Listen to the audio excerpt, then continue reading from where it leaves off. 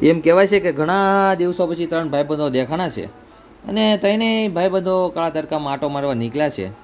સુરત દાદા કાળો તડકો આપે છે અને મોદીભાઈ કન્યા છાત્રાલયનું ભૂમિપૂજન કરી નાખ્યું છે.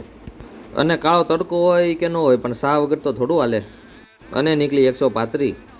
અને આ છે અમારું કેળવણી ધામ. આ અમારી હોસ્ટેલ નથી, અમારું ધામ છે. અને આ પડીકા ખાતે થોડા બારવટિયા થાય. બપોર પછી તો આવી ગયા પોલીસવાળા, પણ હું કામ આવી ગયા એ આગળ તમને કહું. અમારી કેળવણી ધામમાં આજ આવ્યા છે મોટા મોટા ટ્રસ્ટી લોકો.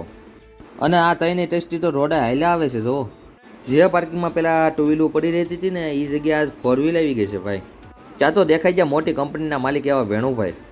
વેણુભાઈ કે 1 કરોડ આપી દો. આપી દીધા. મેં કીધું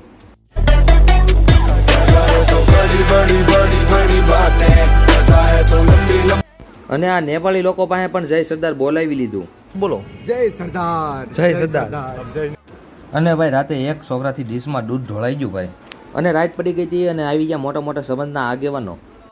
અને ભાઈ રાત પડી ગઈ છે ને અમે બધા ભેરુડા નીકળ્યા છીએ આટો મારવા. ત્યાં તો 2 ભેરુડાને દઈ દીધી વિદાય. અને આપણા બ્લોગની વિદાય પણ અહીંયા જ કરવી છે.